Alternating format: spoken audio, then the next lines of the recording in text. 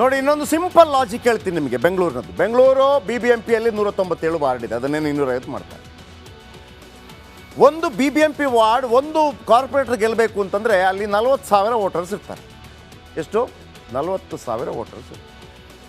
ಗೆಲ್ಲುವನಿಗೆ 20,000ನ, ಸೋಲುವನಿಗೆ 19,000 ಸಿಗತ್ತೆ. ಬೆಂಗಳೂರಿನಲ್ಲಿ 3 ಲಕ್ಷ, ಭಾಸ್ಕರ್ ರಾವ್ ಹೇಳೋ ಪ್ರಕಾರ ಆಗ ಅವರ ಕಾಲದಲ್ಲಿ 3 ಲಕ್ಷ ಅಕ್ರಮ ಬಾಂಗ್ಲಾ ನುಸುಳುಕೋರರಿದ್ದರೆ, ಆ 3 ಲಕ್ಷ ಜನರಿಗೆ ವೋಟರ್ ID ಇದ್ದರೆ, ನಿಮ್ಮ 20ರಿಂದ 25 ಕಾರ್ಪೊರೇಟ್ಗಳ ನಿರ್ಧಾರ ಬಾಂಗ್ಲಾದೇಶಿ ಅಕ್ರಮ ವಲಸಿಗರು ಮಾಡಬೇಕಾ? ಆಲೋಚನೆ ಮಾಡಿ. ಇವತ್ತು ಬೆಂಗಳೂರನ್ನು ನಿರ್ಧಾರ ಮಾಡ್ತಾರೆ, ನಾಳೆ ವೆಸ್ಟ್ ಬೆಂಗಾಲ್ ಮತ್ತು ಅಸ್ಸಾಮನ್ನು ನಿರ್ಧಾರ ಮಾಡ್ತಾರೆ, ನಾಳೆ ಭಾರತವನ್ನು ನಿರ್ಧಾರ ಮಾಡ್ತಾರೆ. ಮತ್ತು ಯಾಕೆ ತುಂಡು ಮಾಡಿ ಕೊಡಬೇಕಾಗಿತ್ತು ಪಾಕಿಸ್ತಾನ ಬಾಂಗ್ಲಾದೇಶ ಅಲ್ವಾ? ಯಾಕೆ ಆಲೋಚನೆ ಮಾಡಲ್ಲ? ಮಾಡಬೇಕು. ಇದು ಕೇವಲ ಒಂದು ಪಾರ್ಟಿ, ಒಂದು ಸರ್ಕಾರದ ಕೆಲಸ ಅಲ್ಲ. ಯಾರೆಲ್ಲ ನಮ್ಮನ್ನು ಆಳ್ತಾರೆ ಅವರ ಜವಾಬ್ದಾರಿ. ನೋಡಿ, ಅಸ್ಸಾಂಗೆ ವಲಸಿಗರ ಹೊಡೆತ ಯಾವ ರೀತಿ ಇದೆ, ನಾಳೆ ಬೆಂಗಳೂರಿಗೂ ಆಗುತ್ತೆ. ವಾಯುವೇಗದಲ್ಲಿ ಹೆಚ್ಚುತ್ತಾ ಇದೆ ಒಳನುಸುಳುಕೋರ ಮುಸ್ಲಿಮರ ಜನಸಂಖ್ಯೆ. ಅದಕ್ಕೆ NRC ಬೇಕು ಅಂತ ಹೇಳೋದು. ಮುಸ್ಲಿಂ ಜನಸಂಖ್ಯೆ ಹೆಚ್ಚಳಕ್ಕೆ ಬಾಂಗ್ಲಾದೇಶದ ವಲಸಿಗರ ಸಹಾಯ ಇದೆ ಅಂಥೇಳಿ ಅಲ್ಲಿಯ ಮುಖ್ಯಮಂತ್ರಿ ಹೇಳ್ತಾರೆ. 1991 ಅಸ್ಸಾಂನಲ್ಲಿ ಮುಸ್ಲಿಂ ಜನಸಂಖ್ಯೆ 12.40. 1951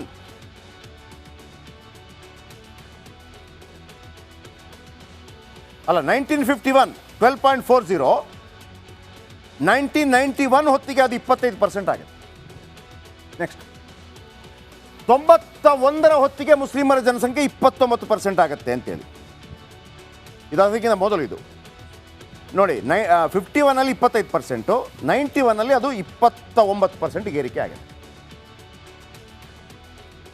2011ರ ಹೊತ್ತಿಗೆ ಮುಸ್ಲಿಮರ ಜನಸಂಖ್ಯೆ ಬಿಕಾಸ್ ಆಫ್ ಬಾಂಗ್ಲಾದೇಶ ವಲಸಿಗರು ಅದು 34.22. 71ರಿಂದ 91ರ ಮಧ್ಯೆ 16 ಲಕ್ಷ ಬಾಂಗ್ಲಾದೇಶಿ ವಲಸಿಗರು ಎಂಟ್ರಿ ಕೊಡ್ತಾರೆ.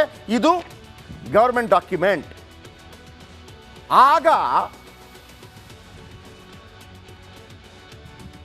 ಈಗ ಅಲ್ಲಿ 41.89% ಹಿಂದೂ ಜನಸಂಖ್ಯೆ ಇದೆ. ಮುಸ್ಲಿಂ ಜನಸಂಖ್ಯೆ ಎಷ್ಟು? 34.22.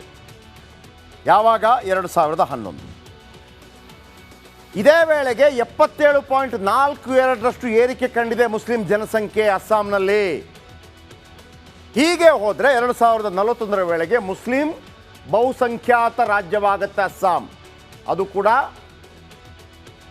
ಅಕ್ರಮ ಬಾಂಗ್ಲಾದೇಶಿ ವಲಸಿಗರ ರಾಜ್ಯ ಆಗುತ್ತೆ. ಅಸ್ಸಾಂಗೆ ಅದರದ್ದೇ ಆದ ಮಹತ್ವ ಇದೆ. ಇವತ್ತು ನಾವು ಬೆಂಗಳೂರನ್ನು ಹೇಳ್ತಾ ಇದ್ವಲ್ಲ, ಕೆಂಪೇಗೌಡರು ಕಟ್ಟಿದ್ರು,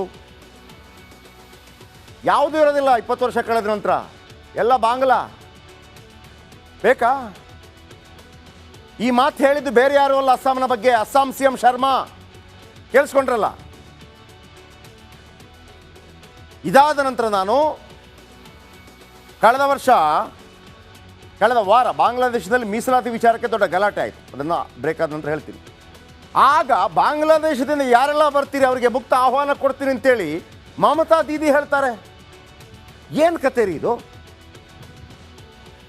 ಹಾಗಿದ್ರೆ ಮಮತಾ ದೀದಿ ಬಾಂಗ್ಲಾದೇಶವನ್ನು ಭಾರತದ ಜೊತೆ ಸೇರ್ಪಡೆ ಮಾಡ್ಕೊಳ್ಳಿ.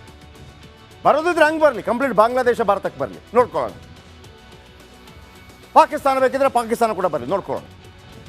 ಅದು ಬಿಟ್ಟು ದೇಶ ನಿಮಗೆ ಕಟ್ ಮಾಡಿಕೊಟ್ಟು ಅಲ್ಲಿರುವಂಥ ಈ ನಕ್ಕಾಪಿಚ್ಚ ನಮಗೆ ಯಾಕೆ?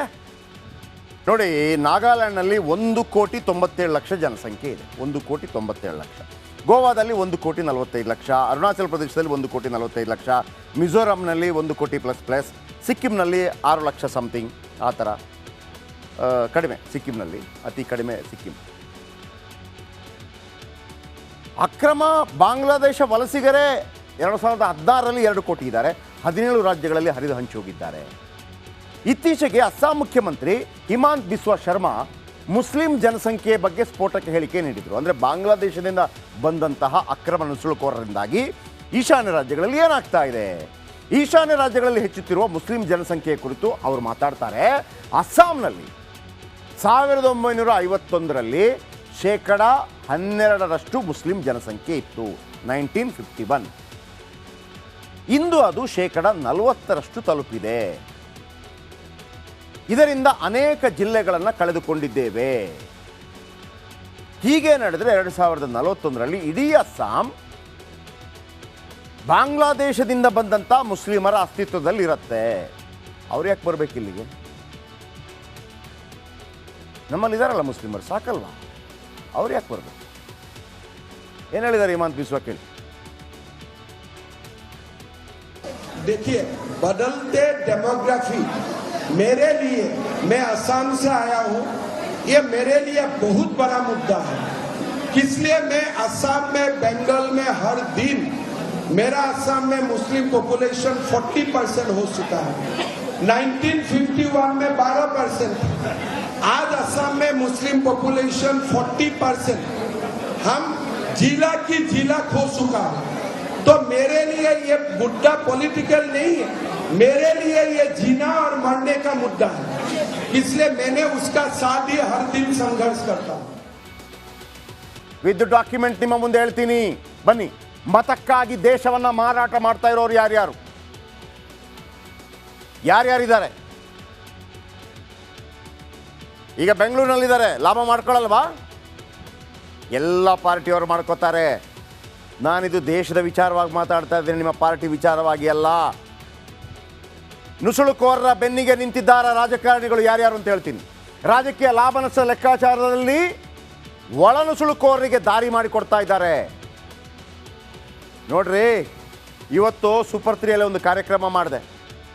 ರಮೇಶ್ ಅನ್ನುವಂಥ ಅವನಿರಬೇಕು, ಐ ಥಿಂಕ್. ಓರ್ವ SC ಯುವಕ ಕಳೆದ 10 ವರ್ಷದಿಂದ ಹಲಸನ್ನು ಮಾರಿ ಜೀವನ ಮಾಡ್ತಾ ಇದ್ದ. ಈಗ ರಿಕ್ಷಾ ಬಿಡ್ತಾ ಇದ್ದಾನೆ. ಆತನಿಗೊಂದು ಸೈಟ್ ಸಿಕ್ಕಿಲ್ಲ ಸರ್ ಇಲ್ಲಿ ತನಕ. ಇವ್ರಿಗೆ ಹೆಂಗೆ sir voter ID, Aadhaar card, ಮನೆಗೆ ನೀರು, ನಲ್ಲಿ, ಕರೆಂಟು ಹೆಂಗೆ ಸಿಗತ್ತೆ? ಇವ್ರಿಗೂ ನಿನಗೂ ಫ್ರೀ, ನನಗೂ ಫ್ರೀ, ಬಾಂಗ್ಲಾದೇಶಿಗೂ ಫ್ರೀನಾ? ಕಳ್ಳ ದಾರಿಯಲ್ಲಿ ಬಂದವರಿಗೆ ವೋಟರ್ ID ಹೆಂಗೆ ಸಿಗತ್ತೆ? ಆಧಾರ್ ಕಾರ್ಡ್ ಹೆಂಗೆ ಸಿಗತ್ತೆ? ನುಸುಳುಕೋರರಿಗೆ ID ಕಾರ್ಡ್ ಮಾಡಿಸೋದಕ್ಕೊಂದು ಜಾಲ ಇದೆ. ಈ ಹಿಂದೆ ಮಾಡಿದ್ವಿ ನಾವೇ ಆಧಾರ್ ಕಾರ್ಡ್, ಒಂದಷ್ಟು ಹಿಂಗೆ ಈ ಹಿಂದೆ ಮಾಡಿದ್ವಿ. ಒಮ್ಮೆ ಸದಾನಗೌಡರು ಮುಖ್ಯಮಂತ್ರಿಗೆ ಅವರಿಗೆ ಆಧಾರ್ ಕಾರ್ಡ್ ಕೊಟ್ಟಿದ್ರು.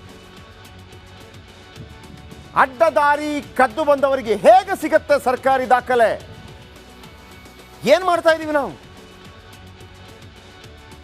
ಸರ್ಕಾರಿ ದಾಖಲೆ ನೀಡುವುದಕ್ಕೆ ಮೊದಲೇ ಏನಾದರೂ ಒಪ್ಪಂದ ಆಗತ್ತಾ? ಪ್ರಶ್ನೆ ಉದ್ಭವ ಆಗ್ತಾ ಇದೆ.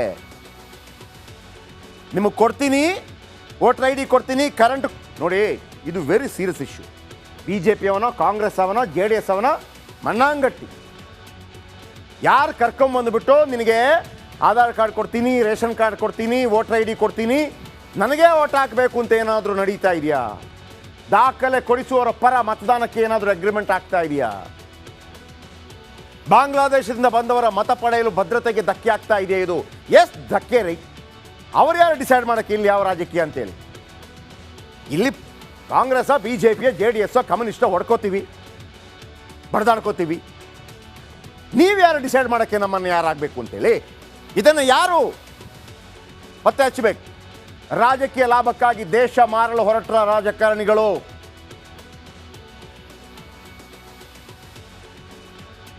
ಇದಕ್ಕೊಂದು ಉದಾಹರಣೆ ಕೊಡ್ತೀನಿ, ಬನ್ನಿ. 2 ರಾಜಕಾರಣಿಗಳು, ಅಸ್ಸಾಂ ಮುಖ್ಯಮಂತ್ರಿ ಮತ್ತು ಪಶ್ಚಿಮ ಬಂಗಾಳ ಮುಖ್ಯಮಂತ್ರಿಗಳು ನೀಡಿದಂಥ ಹೇಳಿಕೆಯನ್ನು ಕೊಡ್ತೀನಿ.